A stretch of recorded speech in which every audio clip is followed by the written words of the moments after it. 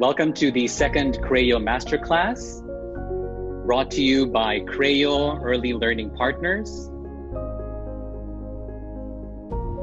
My name is Mike, and I have the pleasure of being your host for this afternoon. Thank you very much for making time to join us. I know some of you just came from work. I know some of you are still on your way to your homes. Maybe you're stuck in traffic somewhere. Many of you are working from home, but that doesn't mean that you don't have a lot of worries on your mind right now. So thank you for consciously choosing to connect with us tonight, for choosing to connect with educators from all over the country. So without further ado, I would love to introduce to you the first of our speakers for Creo Masterclass. You know, when we were planning the theme of this first live webinar, we settled on creating safe spaces, and it was for two reasons.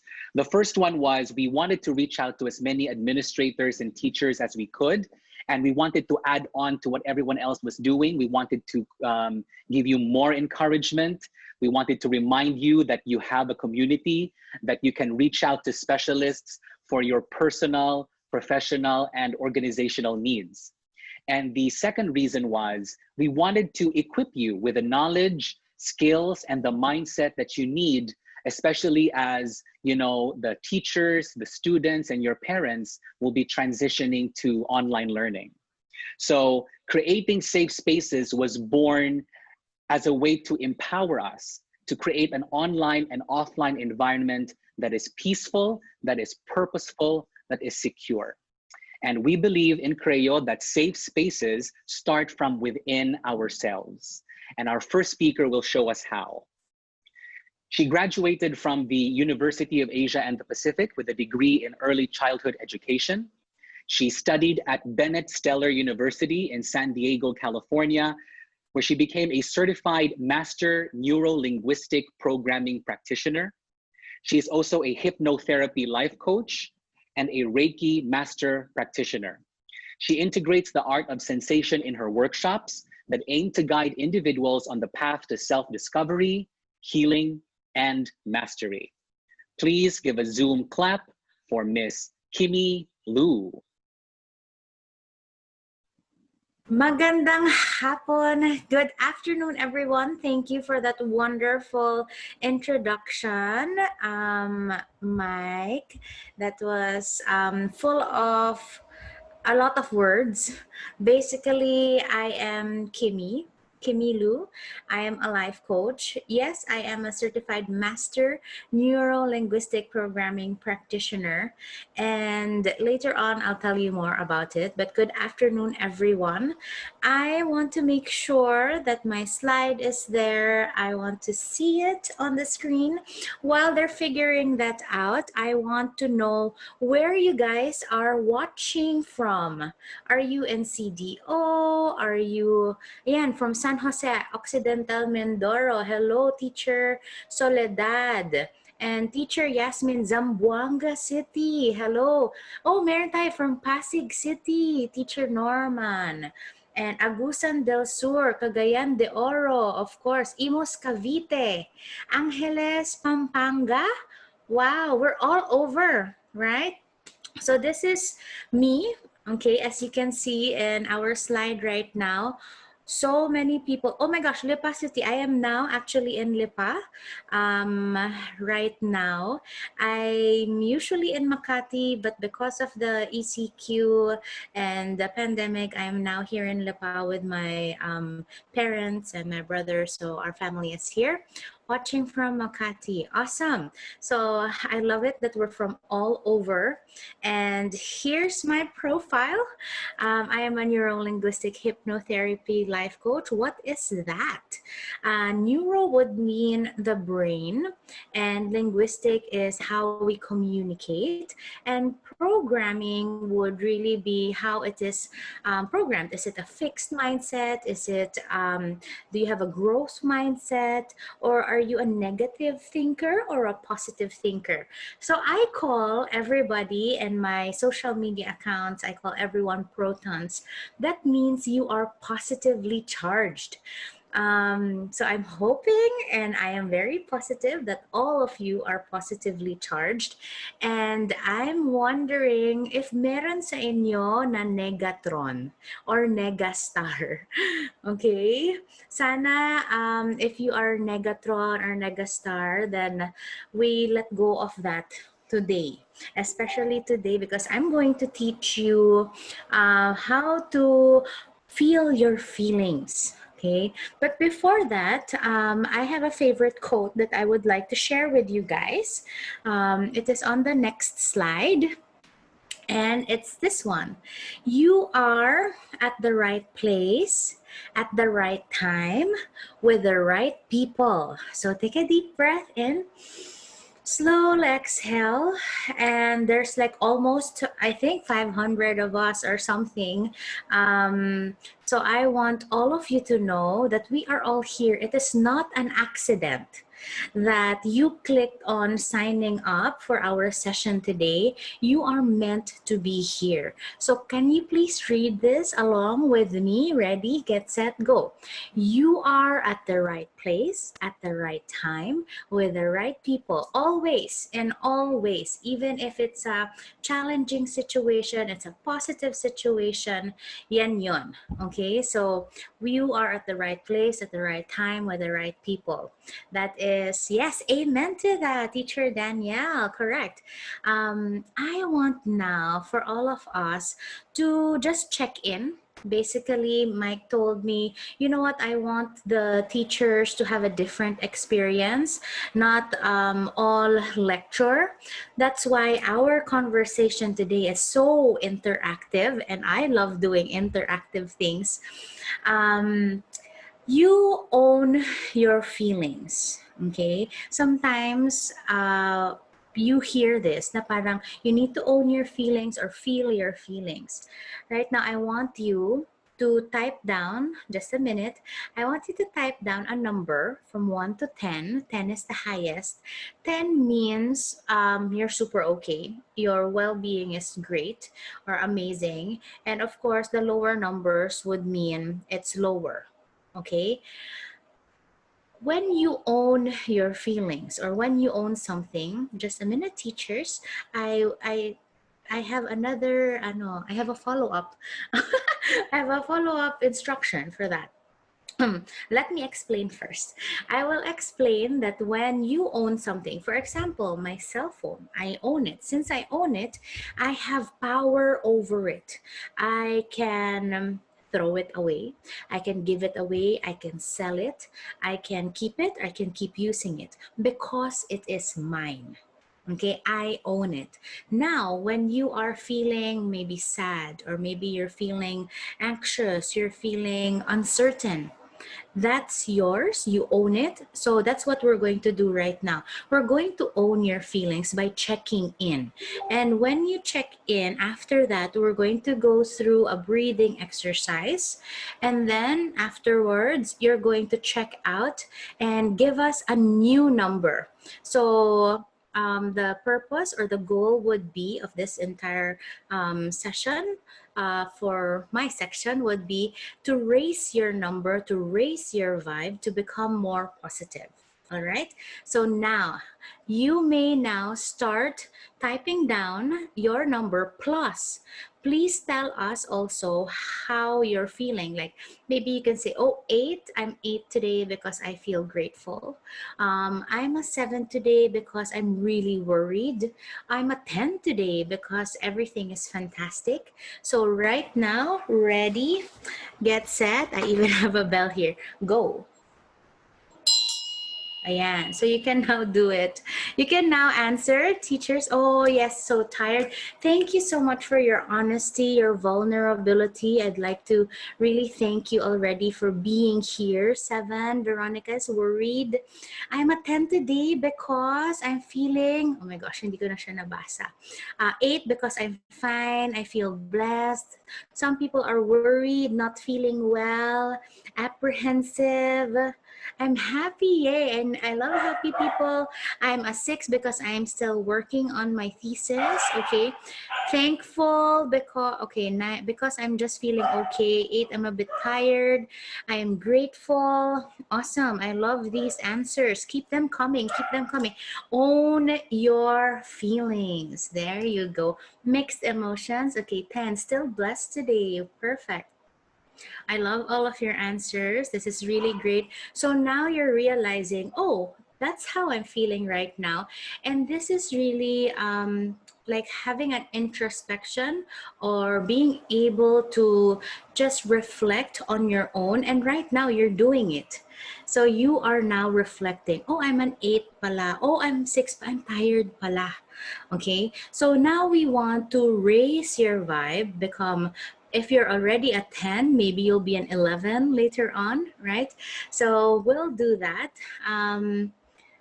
I want to actually let you in on another quote, I think, or is it beginning? Can we do the next slide, please? Aha, this is also one of my favorite quotes. It's every cell in your body eavesdrops on your thoughts. What does that mean? Every cell in your body eavesdrops on your... Eavesdrop would mean listening in, right? Nakikichismis ang every cell in your body to the thoughts that you have. So, if nakikinig siya, okay, sometimes we say, oh, I'm really feeling lazy today.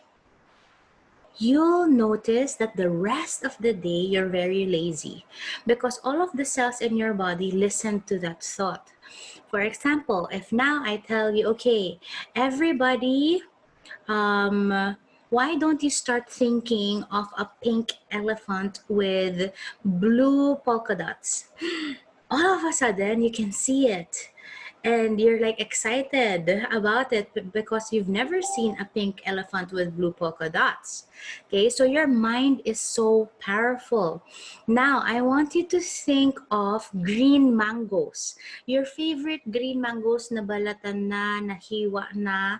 Okay, and then your favorite sausawan is there, your favorite sauce. Maybe it's bagoong, alamang, rock salt, or maybe it's toyo and sugar. Yeah, and then you get one piece of the mango, green mango, and then dip it in your favorite sauce, and then you smell it. You smell it first, you do not eat it. Smell it, and then okay, and then chew it, taste it, and then swallow. Now tell me what just happened there in your mouth and in your body. What happened? Did you feel anything? Yeah? Can you please type it down? What sensation came when we talked about the mango and this, oh, hungry, feel sour, salivating. Okay, yeah. So teachers, every cell in your body eavesdrops on your thoughts, even if there's no green mango. Okay, so it is so important to really take care of the thoughts in our minds. Okay, so you really start from within. Okay, so I just proved that to you. And now, are you ready for our breathing exercise? I would like to begin with all of you. We're going to breathe. If you are seated, then just lengthen your spine. If you actually want to lie down, if you're at home, you can lie down. So yes, people are salivating now. I'm sorry we don't have green mangoes, but maybe you guys have green mangoes, right? So we are going to breathe, slow deep breaths, and I'm going to actually play some music. If you have meditated before, this will be very easy for you. If you've never done it, then this still is very easy because it's like a beginner's breathing exercise. I'd be so happy to guide you through this.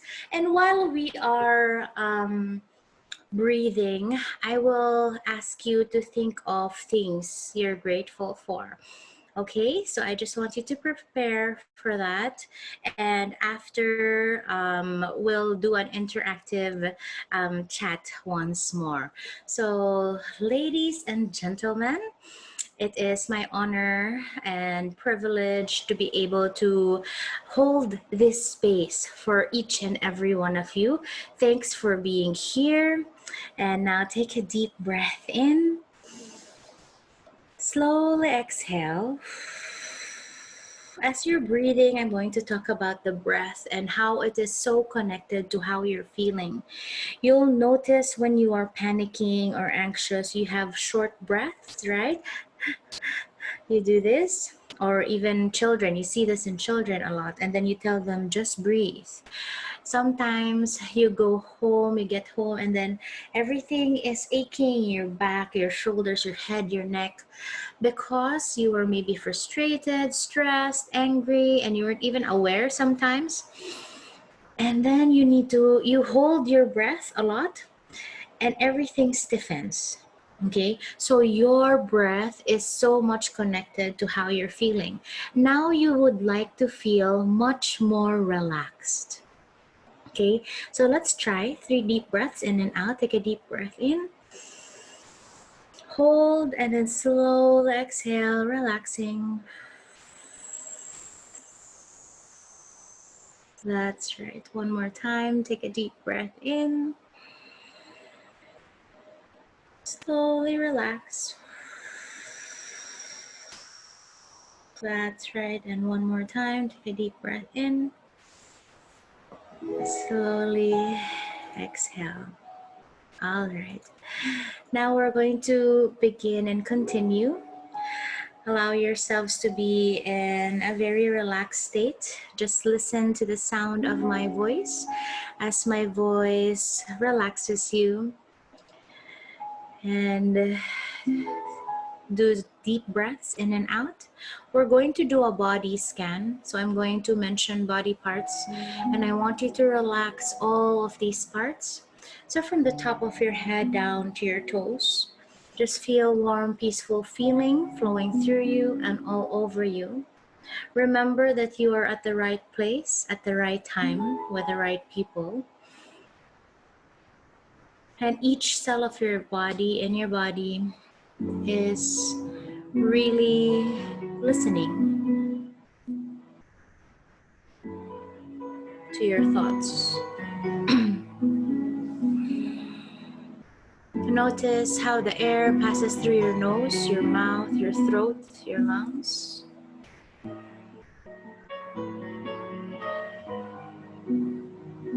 Take a deep breath in, slowly exhale, relax.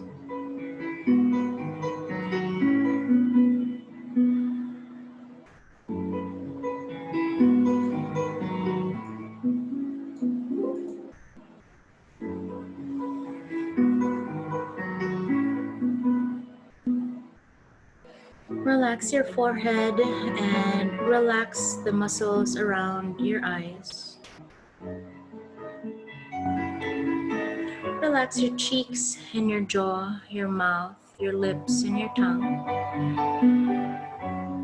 Relax your neck and your shoulders, your arms, your hands and your fingers. Keep breathing the breath of life. Be grateful for this moment that you are here right now, that you are breathing the breath of life. So keep your eyes closed as you notice your chest rising and falling each time you breathe in and out. Relax the space between your eyebrows. That's right. Now relax your shoulders. Allow your shoulders to drop as far as possible from your ears. Let it drop. That's right. Now relax your stomach and all of its parts, all of its organs. And now relax your thighs and your legs, your knees, your shins and your calves, your ankles, your feet and your toes. So from the top of your head down to your toes, feel that warm, peaceful feeling flowing through you and all over you. And now I want you to be in a very relaxed state. As you are in a relaxed state, I want you to think of things you're grateful for from the moment you woke up today. Maybe you're grateful for your bed, the sheets in your bed, even the person beside you as you woke up, your wife, your husband, maybe your children. Take a deep breath in, take that all in. And now be grateful for the clean water that you drink or the clean water that you shower with. That's right. Now you're grateful for your breakfast, your lunch, maybe you even had your merienda already. All right, just breathe.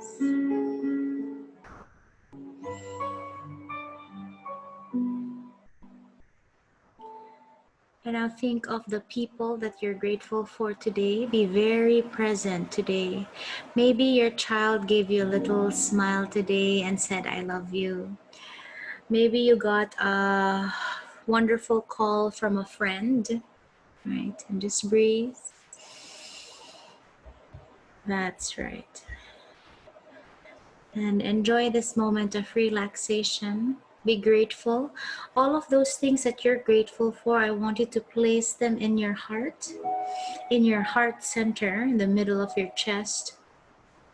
And not just your physical heart, but that sensation, that energy there of love, energy of compassion, kindness, gratitude. Put them all in there. And try to really recall even the littlest things that you're grateful for today. I want you to go there to that space. And slowly, I'm going to count from 1 to 10. When I reach 10, I want you to be back wherever you are, feeling rejuvenated, revitalized, re-energized, rebooted. 1, slowly just feel your fingers and your toes slowly coming back. 2, feel your feet, your ankles, your shins, and your calves. 3, feel your knees, your thighs, and your legs slowly coming back. 4, feel your stomach and all of its parts, all of its organs slowly coming back. 5, feel your chest rising and falling each time you breathe in and out. Keep breathing. That's right. 6, feel your shoulders, your arms, your hands, your fingers slowly coming back. 7, feel your neck, your jaw, your mouth, your lips, your tongue slowly coming back. 8, feel the muscles around your eyes slowly coming back. Take a deep breath in. 9, slowly exhale. That's right. And 10, slowly at your own pace. Slowly opening your eyes, coming back. That's right. And then you can feel your fingers and then even roll your shoulders, roll your head. Take a deep breath in and slowly exhale. Now, I want you to type down 3 things that you're grateful for that you recalled during the entire meditation. Okay, during our breathing exercise, I tell us what were the 3 things that you're grateful for. Please type it down right now and try to recall it. try to make it very specific, because usually people say, oh, I'm grateful for my family, I'm grateful for my work, I'm grateful for my children, or my house. Of course you are. And I know that. But what I don't know would be, oh, I'm grateful for my husband because he cooked breakfast for us today, this morning. The little things, the more specific, the better. And I am so glad that everybody is alive, that you are here right now. Yay! See, Miss Brogar said, my husband's good mood today. My son's help in the house cleaning. The cool weather, very specific. Thank you so much for that. Passion for sketching, so someone is sketching today. And also my kids smile and kisses, oh wonderful. Clean water for drinking, having a good bath, God's provision for a new home. Congratulations already. Being able to get with my partner and bonding with him, nice. I'm grateful that I'm still able to breathe properly. Yes, this is really the breath of life. I'm so grateful. Oh, thank you. Wonderful. Maria Christine, Noel. My children makes me smile, my wife and the Lord. Grateful for good health. Oh my gosh, we can go on and on with the things we're grateful for, right? And I love like reading them out, because I feel it in my heart, and I hope you also feel it. I'm sure, I'm actually sure, I don't hope, I'm sure you feel it in your heart, right? Oh, my aunt's getting better, my parents in good health, my brother is safe. Wonderful. Surprise my brother on his birthday. Yay. Your brother is so blessed to have you as sibling. For my family, work and safety, my colleagues' support, my family's love. Okay, thank you. Ooh, my life that I'm breathing every day, grateful, thankful for internet. Yes, oh my gosh, yes. Can you imagine if we didn't have internet during this entire pandemic? We'll be bored talaga, you know, in our homes, and we can't go out. I don't know. Well, I guess maybe more people will be reading books or something, maybe cooking more. My daughter, as she was my strength. Grateful for YouTube, Netflix, and FB. Wonderful. Yeah, so if you guys loved that, I have a free program. I have a free 10-day meditation program. You can just go to my website. It's www.kimilulifecoach.com, or you can follow me on Instagram, Kimi Lu Life Coach, and I'd be happy to direct you to the link where you can get the free 10-day meditation program. So when you sign up, I'm going to send you 10 emails every day.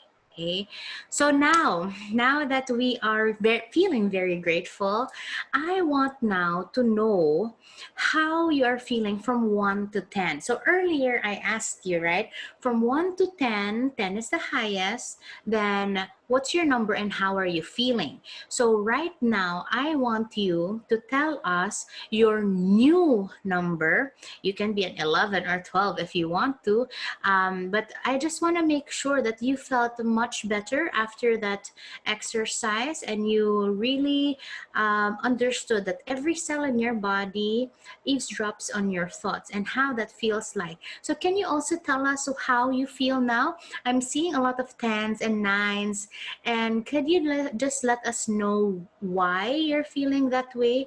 Like you can feel, wow, glorious. Okay, Miss Maria Teresa Paquino. 9.5, feeling very blessed. 9, feeling more relaxed, loved, relieved. Yes, feeling happy, alive and grateful. I feel relaxed and fulfilled, much better. Awesome, yay. So I am so grateful. Let me take a deep breath for all of your answers. Breathe in. Nice, wonderful, more energetic, feeling more relaxed. Awesome, great. You are joyful for this experience, feeling uplifted, feeling grateful. Oh, my voice is soothing. Yes, I actually had to learn how to make my voice soothing. It's really for my hypnotherapy sessions and my meditation sessions. That's why I created the 10-day meditation program during the start of the ECQ. I felt like, okay, how can I really serve people? How can I help people? Okay, so yay, 9.5, a lot better, more relaxed. Yay, ang saya ko na you guys are more relaxed already. And you are also going to learn so much more from our other guests tonight. I would like to thank Creo so much for being able to give this to all of you. I am grateful that you're allowed me to hold this space for you guys. Again, if you want to join the free 10-day meditation program, you can just go to www.kimilulifecoach.com. And if you would like to follow me on Instagram, that would be amazing as well, because I post a lot of programs there. I have workshops, and for abundance, I have a well-being boost program, so many things. If you also can go to kaihusai.com, that's also a website for teachers, and there's so much like educational stuff there. So KimiLuLifeCoach.com. That's it. That's all you need to know. Do you have any questions? You can just type them down if ever. Do we still have time, Mike? Just let me know. Or am I good? Are we good? You're actually quite wonderful, Kimi. But we'll be taking the questions through our Q&A forum. Sure. Okay. And so we'll be collecting them, and you will have time to sift through them, to answer each and every one, all 195 if needed, Oh, right? so many. Okay. Maraming salamat sa inyo. Again, it is no accident that you said yes to this. No accident that you're here right now. You are at the right place, at the right time, with the right people. Thank you so much, Mike. I hope you also enjoyed the breathing session. I actually wish you wouldn't stop. You know, we could do a whole hour, 2 hours on just meditation Yeah. and Yes, gratitude and absolutely. breathing. This is the same thing that you did when you had your Instagram live video with Pia Wurtzbach. You had the Yes, same coaching, similarly. right? Yes, Yeah, very you can check out similar. her Instagram link where she had a session with one of the most beautiful women in the universe, no, In Miss the Pia. universe, yes, Pia Wurtzbach. Agree. Yeah, so I have several IG live sessions that they can watch. That's absolutely for free as well. It's really free learning. I'm coming up with a lot of free stuff. There are also paid workshops for certificates, so they can watch out for that if they want to invest in themselves. Wonderful. Thank you. Thank you so much. We really appreciate you, Kimi. I don't know about everyone, but I feel so relaxed. I forgot that I was going to host this thing. Oh, by the You way. had the bell. Yes. Okay, thanks, Thank you Mike. so Thank much, you so Kimi. much. Okay, you know, we absolutely needed that refreshing exercise with Kimi, because the next topic that we have is a rather technical topic. But we believe that safe spaces protect privacy. So to help us understand the basics of data privacy and protecting children's privacy in general, our next speaker graduated from the University of San Carlos in Cebu with a degree in political science, magna cum laude. She obtained her Juris Doctor from the Ateneo de Manila University School of Law, and she's a member of the Integrated Bar of the Philippines in good standing. Well, right now she's not standing, she's sitting down, no? She has been a lecturer at schools including Assumption College, University of Asia and the Pacific, and Polytechnic University of the Philippines. Before relocating to Saskatchewan in Canada, she was an officer who served in various capacities at ONET Incorporated and CIBI Information Incorporated. So let's give a Zoom clap to attorney Reyaine Mendoza-Clavano. Hi, Mike. Hello, everyone. I can see there are a lot of participants from all over the country, Mike. And I'm very privileged to be here, to be speaking with everyone right now. And I was actually very much relaxed with the first speaker. And, I actually wanted to just go back to sleep. No, it's actually very early right now in Canada, and but I'm here for Creo and for everyone. It's part of my advocacy to speak about privacy, especially the data privacy law in the Philippines has already been in full implementation. So first and foremost, what is privacy?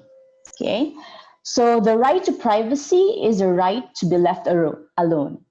It is actually the right to live freely without intrusion and surveillance. So the privacy is actually a topic that a lot of professionals right now are very much interested, especially with the launching of the Data Privacy Act of 2012, or RA 10173. Now, is that privacy there from the very beginning? Is it a human right? Definitely it is. And it is also a constitutional right. Although in the Constitution, if you remember your constitutional law back in college, it's not explicitly stated there. Okay? But that is actually the basis for the right of a person, wherein the person cannot be, cannot have an unwarranted, government cannot have unwarranted searches over her person, or a government cannot enter his house or inspect his personal effects.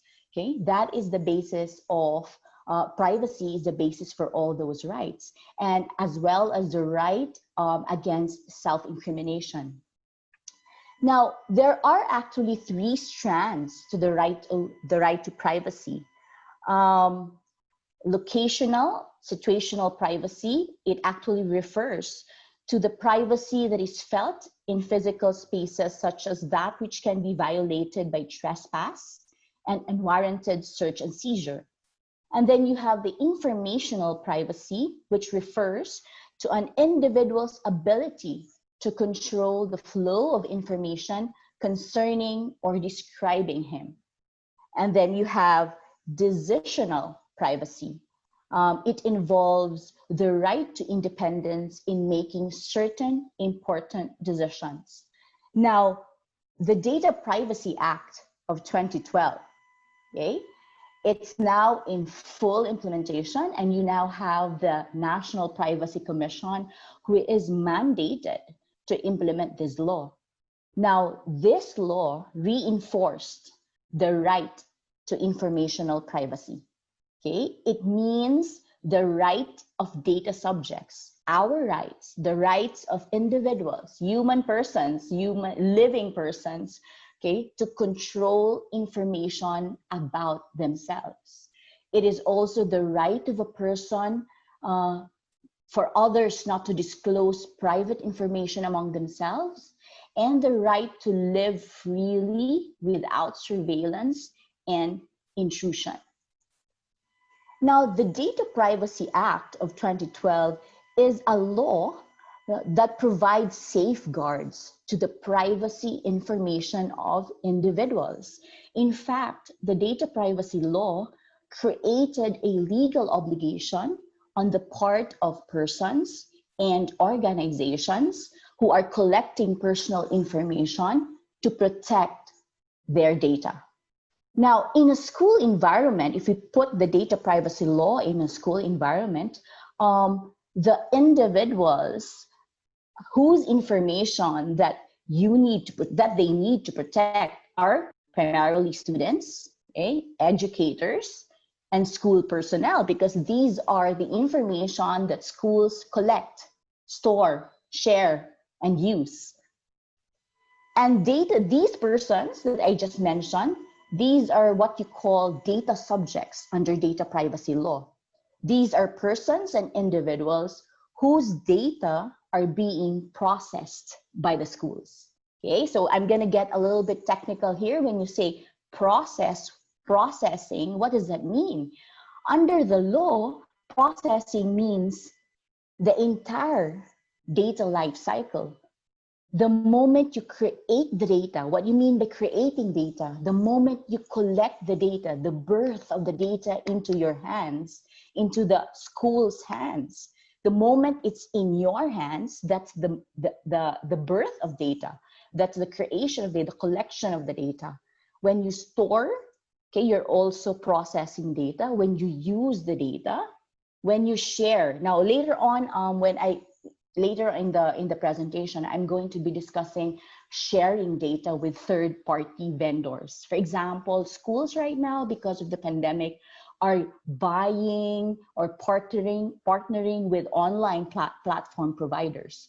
Technically, you are sharing the personal data of your students and some of your employees.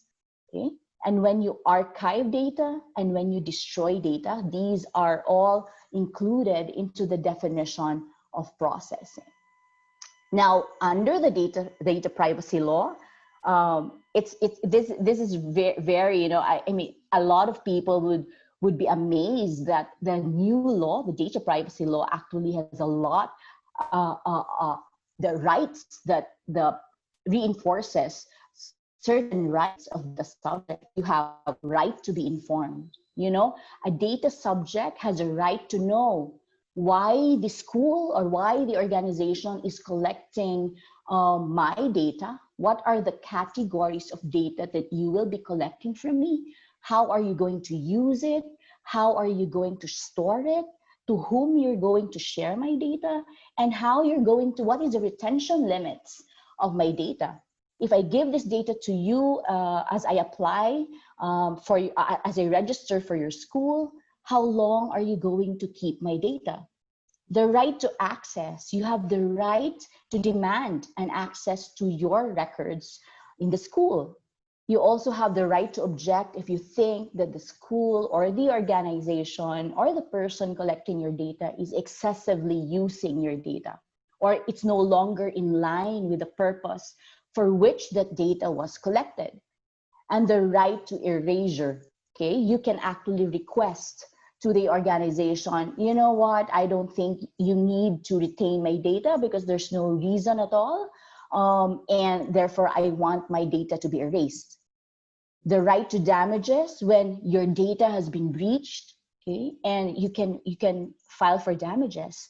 And the right to file a complaint. You know, the National Privacy Commission is precisely the venue where you can go and file a complaint if you think that your data has been breached or your data has been used that without your consent.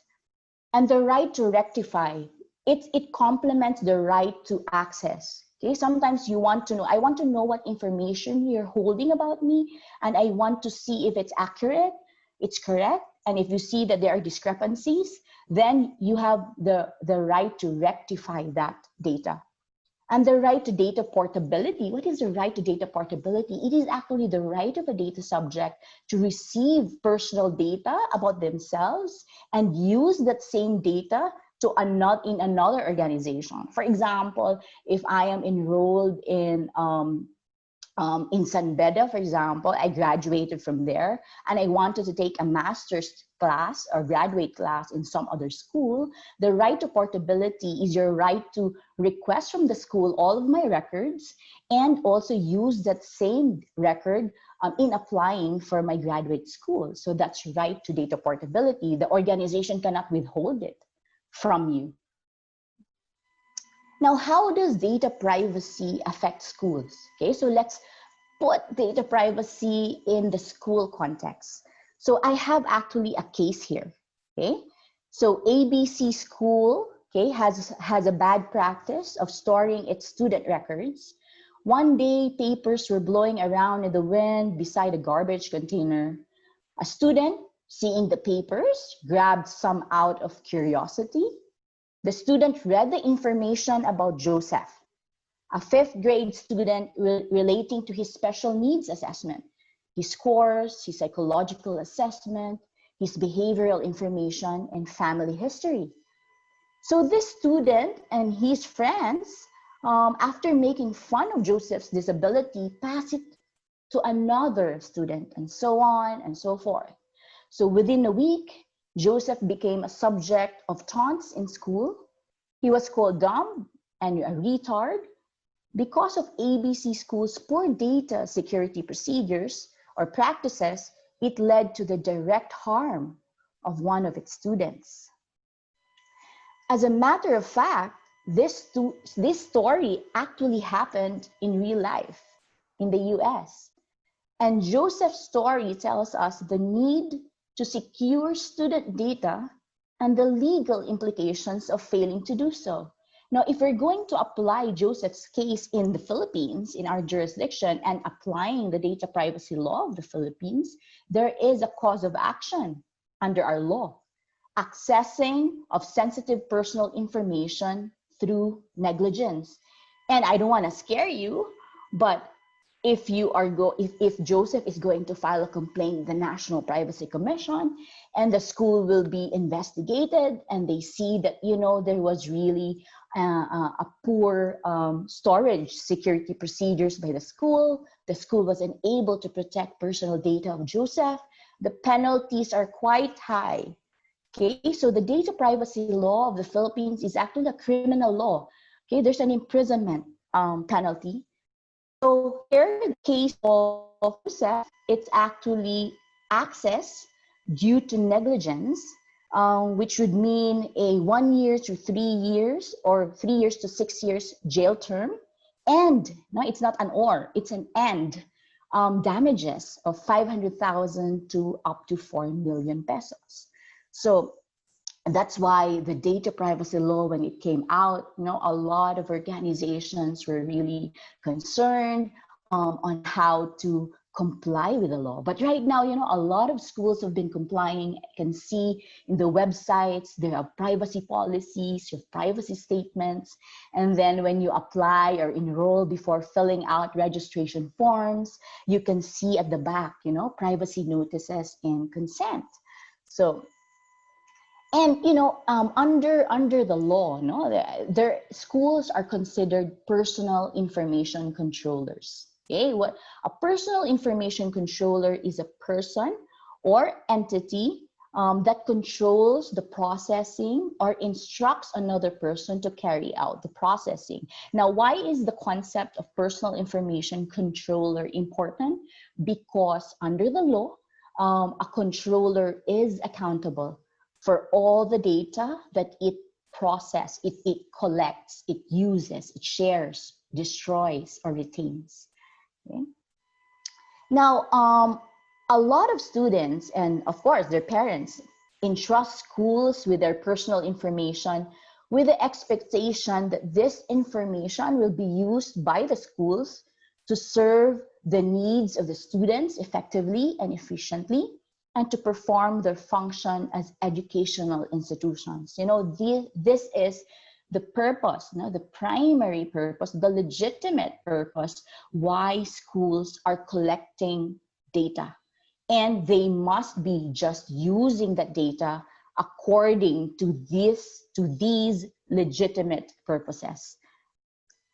Now, there are 3 kinds of information, okay, that under the data privacy law, controllers, okay, or the schools should protect.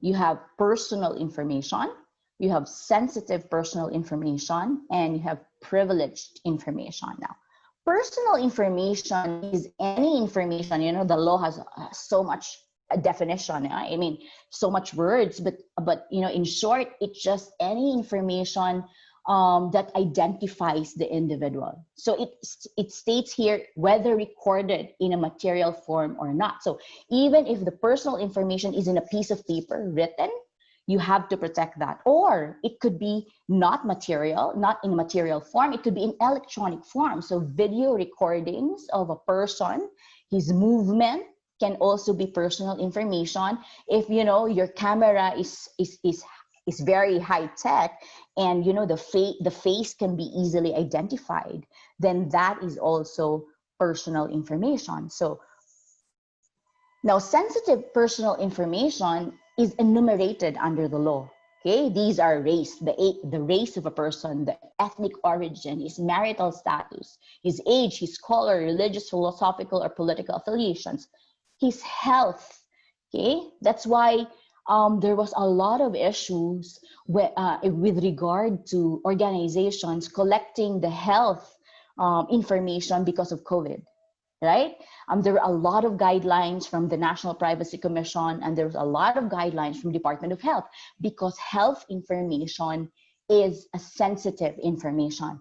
And education, that's why, schools, you are actually handling a very sensitive information. Education, genetics, sexual life for person or court proceedings, and all information that has been issued by government, your SSS, your TIN, your driver's license, all that are sensitive information. Now, why is there a distinction under the law between personal information and sensitive information?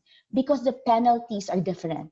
When you breach an information that is sensitive, the penalties are higher, the jail term is longer, and the damages, you pay higher damages, okay, when you breach sensitive information. Now, in school, you are collecting a combination of both personal and sensitive information, his psychological evaluation, his disciplinary actions, the IQ, EQ, assessment of a child. Okay, that's why in a school environment, there is a need for the school as a controller to protect these data. There's a third category of information. You have privileged information, which actually refers to any and all forms of data which under the rules of court and other pertinent laws constitute privilege. You have the spousal privilege, lawyer-client privilege, doctor-patient privilege, when you confess to your priest, and when you say information to the public, to a public officer, these are considered privilege. When you say privilege, these are confidential. Okay, it cannot be disclosed without the consent, okay, of the disclosing party. Now, here are some of the usual information processed in schools and the officers in charge. Okay, so admissions office are collecting a lot of information about potential students during registration. Okay, you have HR department. Okay, so HR is also processing the personal data of their employees, the teachers, the educators, when they submit their CVs. Okay, and of course, all the records of the teacher, the records why the teacher is being recommended, his assessment, his teaching assessment, all that is being processed by HR. And you have the registrar, of course, existing students, all of your records are there because, and I think the retention period is quite quite a period of time, because many students will be coming back and will be requesting copies of their records. Guidance office and student affairs are also processing very sensitive information. Cloud computing services, class online right now. Schools in getting those platforms, teaching platforms, are also sharing the employee data and student data to third-party vendors. Career placement and alumni office. So these are the officers in charge who are collecting a lot of personal and sensitive information in schools. Now, what are the requirements of the DPA in the processing of personal information? Now, there are general principles of data processing. I've also looked at and studied a lot of data privacy principles across jurisdictions, and it's really similar when you go to the GDPR in the UK, or even here in Canada, and even the US and the Philippines. The general data privacy principles in the processing of data are the same. Okay, and one of these is transparency.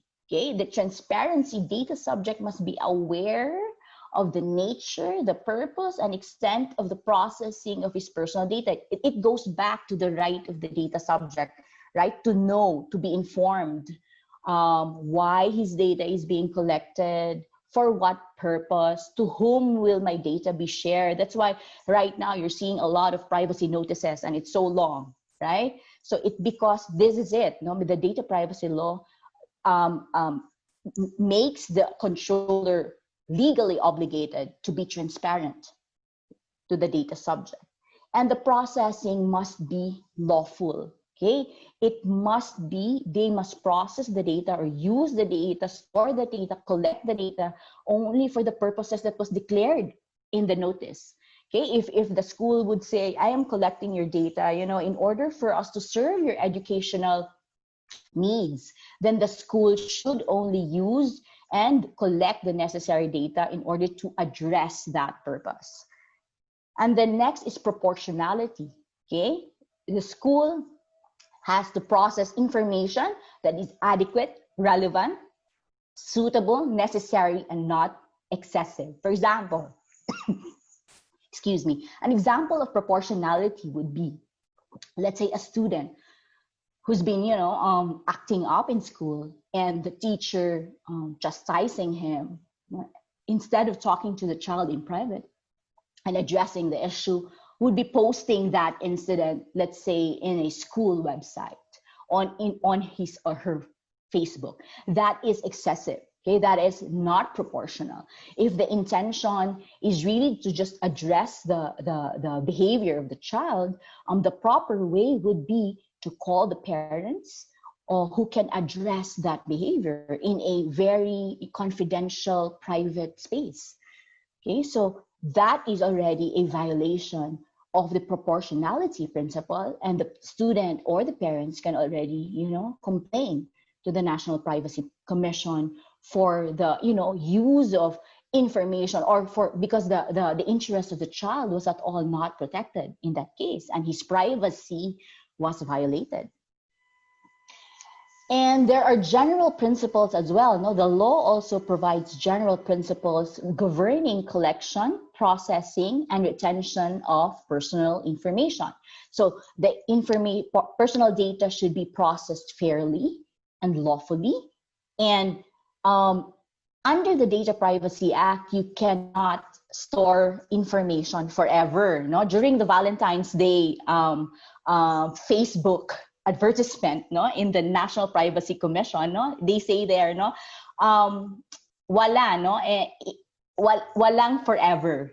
Okay, in retaining personal data, walang forever. Okay, because the law requires that the organization or the school or the controller should determine how long should we be keeping the data.